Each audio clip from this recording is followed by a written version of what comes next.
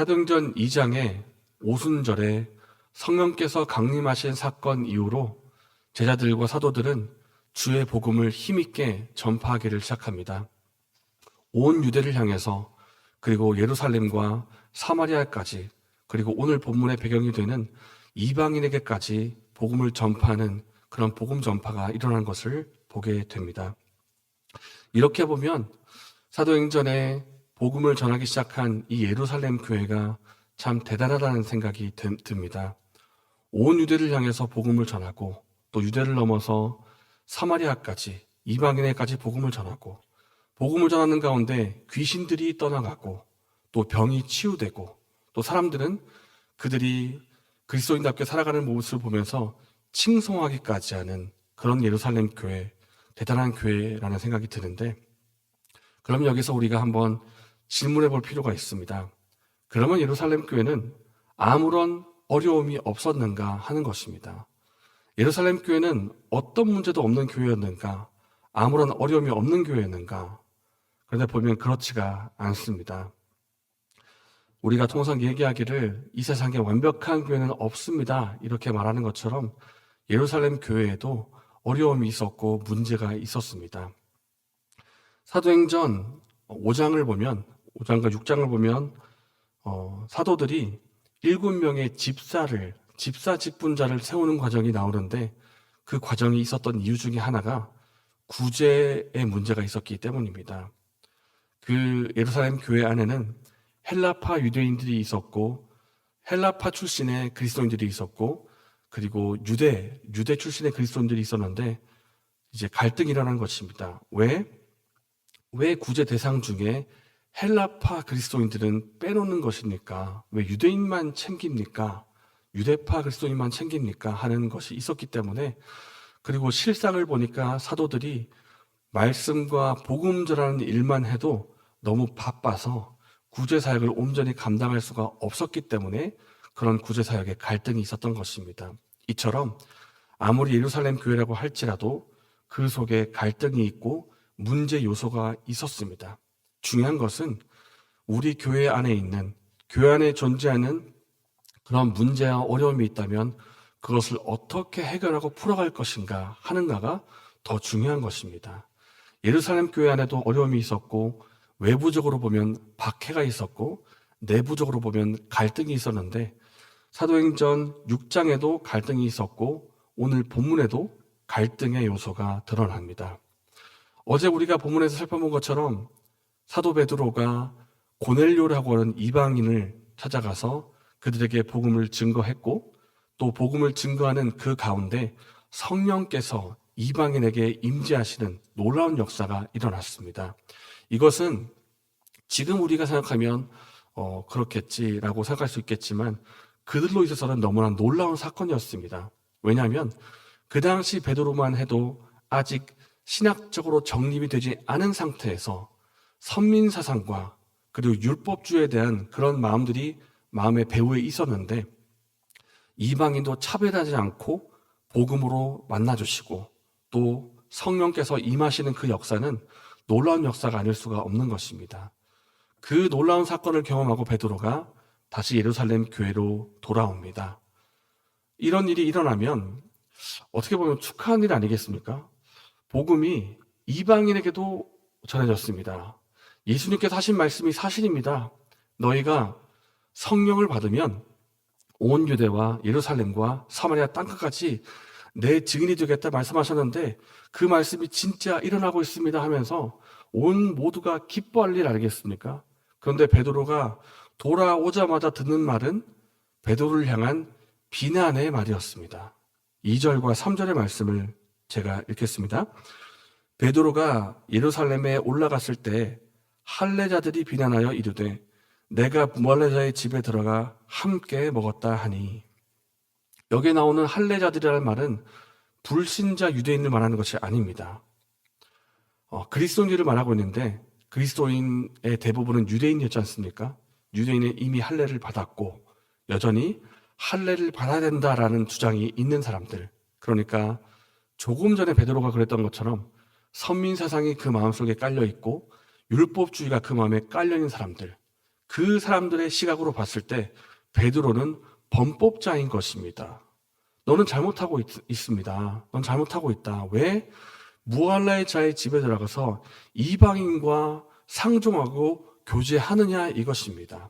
그런데 여기서 베드로를 비난하여 가로되 할 때 비난하다라는 뜻은 차별하다, 뒤흔들다, 더 나아가서 정죄하다라는 뜻이 있습니다. 그러니까 이 할레파 그리스도인들이 일의 자초지정이 너무 궁금해가지고 이거 어떻게 됐습니까? 베드로 사도요, 이방인에게 가서 복음 증거했다 그랬는데 무슨 일이 어떻게 일어났습니까? 궁금해서 물어보는 것이 아니라 왜 이방인을 만나느냐 이겁니다.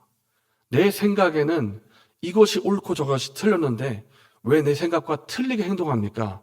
당신 잘못했습니까? 잘못했습니다. 당신을 정죄합니다. 라는 뜻으로 그런 말을 했다는 것입니다. 그러니까 교회 안에도 갈등이 있습니다.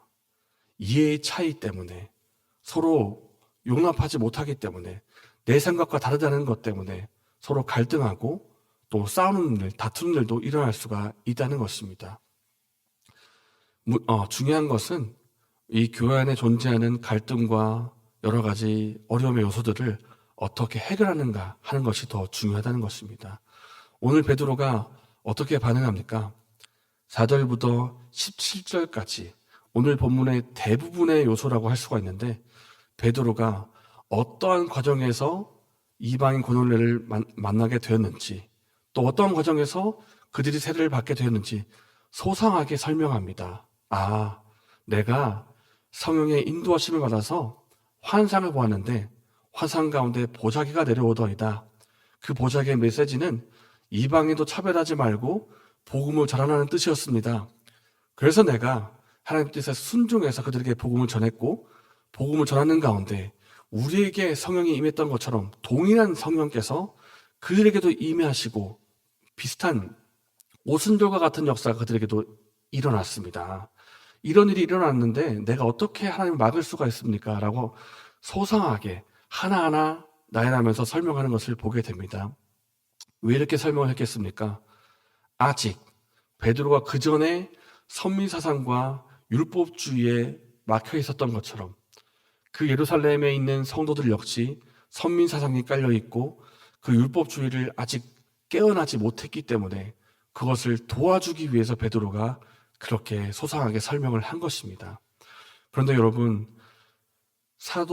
사도행전이 아니라 사복음서에 나오는 베드로의 모습은 어떠한 모습이었습니까? 나서기 좋아하고 칭찬받고 인정받기를 좋아하고 또 때로는 예수님 앞서 나가서 문제를 일으키기도 했던 그런 베드로였습니다. 혈기왕성한 베드로.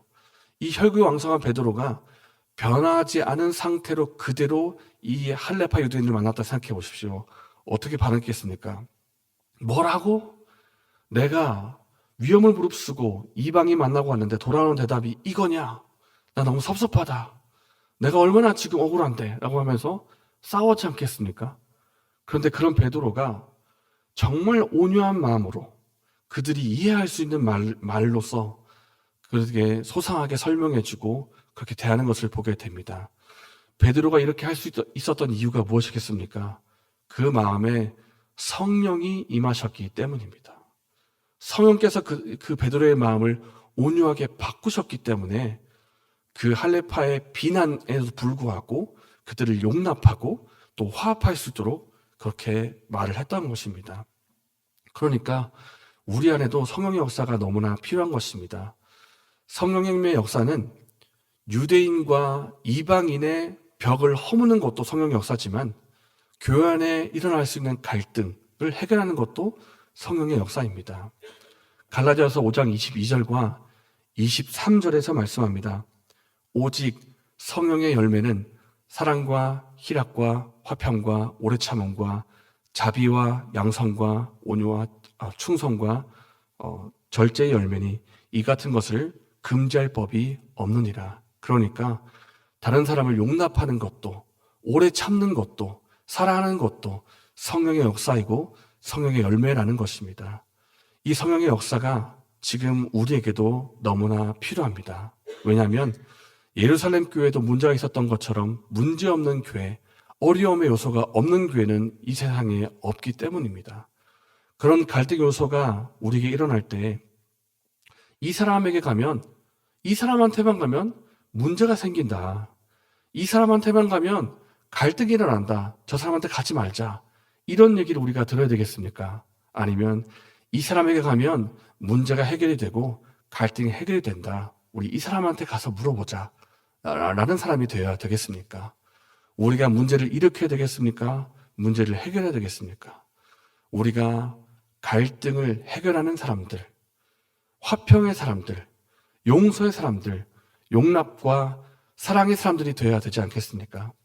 이 역사가 성령의 역사이고 성령 충만을 받을 때 일어난다 하는 것입니다. 그러므로 사랑하는 여러분, 우리가 성령의 충만을 받고 성령의 인도하심을 받아서 화평의 사람, 용납의 사람, 사랑의 사람이 되기를 소망합니다. 이러한 은혜가 저 여러분에게 있기를 바랍니다. 이 시간 함께 말씀을 생각하면서 기도하겠습니다. 하나님, 교회 안에서 우리가 화평의 통로, 사랑의 통로, 용서와 용납의 통로가 될 수 있도록 도와주시옵소서.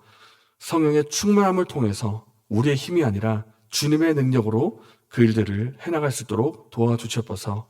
이렇게 기도하면 좋겠습니다. 그리고 내일에 있을 예배를 위해서 기도할 때 예배 가운데 하나님의 은혜를 베풀어 주시고 우리에게 꼭 필요한 말씀을 전해달라고 기도하면 좋겠습니다. 이렇게 기도하시고 개인적인 제목으로 기도하신 후에 자유롭게 돌아가시겠습니다.